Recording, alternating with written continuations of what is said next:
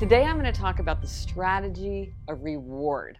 Now, in my experience, the strategy of reward is very tricky. So you have to be very careful when you're using rewards to strengthen your good habits. Now, there's a very common belief that if you reward something, that's a good way to foster a habit, but we really don't think that that's necessarily true for three reasons. First, when we reward ourselves for doing something, we begin to think that we're doing it to get the reward, and so we associate that behavior with some kind of suffering or imposition. There's something that we're not doing because we want to do it, we're doing it because we want to get a reward. For instance, when they did a study of children, they gave them a reward for using markers. Well, drawing with magic markers is something that children really enjoy doing just on their own, but what they found is the children who were expecting a reward did less coloring when they didn't get an award, when they didn't get a reward, than the children who had never gotten a reward at all. And also the children who got a reward did lower quality drawings because they're like, why am I going to color with magic markers if I'm not going to get my reward? So and people sometimes think that if you get a reward, you'll sort of jumpstart a habit and then you can withdraw the reward, but the habit will continue. But a lot of times that doesn't happen. The reward doesn't continue. I mean, when the reward stops, the habit stops. Or even sometimes before the reward stops, the habit stops. Or even worse, you get a situation where you keep the reward and you drop the habit. So you're sort of like, well, every time I went for a run, I would eat a scone. But then you stop running, but you still are in the habit of eating the scone, even though you're no longer running. So that's very tricky. The second reason that reward can interfere with habit is because a reward requires a decision. Because you're thinking, well, does this time count? Did I earn my reward today? Did I do enough to get my points towards my cash bonus? And anytime you're deciding, that interferes with the formation of a habit.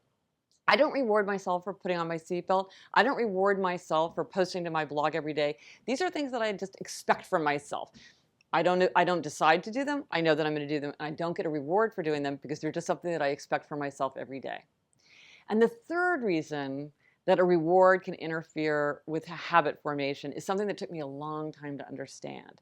And that is that a reward often represents a finish line. Now, you would think that finish lines might really help you build a habit because finish lines are very satisfying. And finish lines are very helpful if you're trying to meet a specific goal. But a finish line can sometimes really interfere with a habit.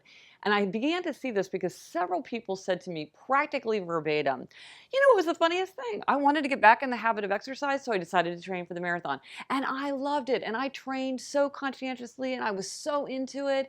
And I ran that marathon and I loved it. And I haven't run since. And I thought, well, why is this? You would think the excitement and the satisfaction of hitting that finish line would propel people into keeping a habit. But it's like it doesn't. And I think the reason is that a finish line is a stopping point. You've achieved something. You achieved your goal, and now you're going to have to start over. And the sad fact is that a lot of times starting over is harder than starting for the first time. And so hitting that finish line is a reset button, and then people have to start over. And they don't expect to have to start over, and then they don't. And the fact is with habits, a lot of times there is no finish line. And that can be a little scary and like a little overwhelming to think about, but it's not about giving up sugar for 30 days. It's about eating healthfully forever. It's not about training for the marathon. It's about exercising regularly forever. There is no finish line. And so if you want to use a goal, you have to be very clear with yourself what's going to happen on day 31, what's going to happen on day 32, what's going to happen a week after the marathon, so that you don't perceive yourself as stopping at a finish line, because that reward, that finish line, might jerk you out of something where you thought a habit was forming.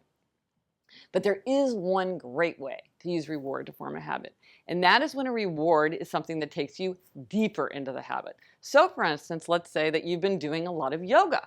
A great reward would be, I've been doing a lot of yoga lately, therefore I'm going to buy myself a new yoga mat. Because what is a yoga mat good for? More yoga.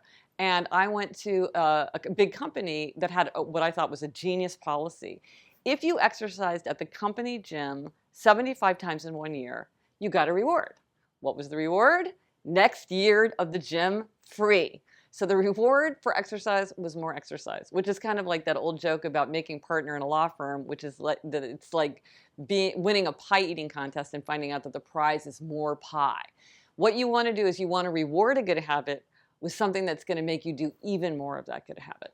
So rewards have a place as a strategy of habit formation, but they're pretty tricky. So think hard about how to use rewards to keep you locked into your good habits and not something that is going to make it harder to stick to them.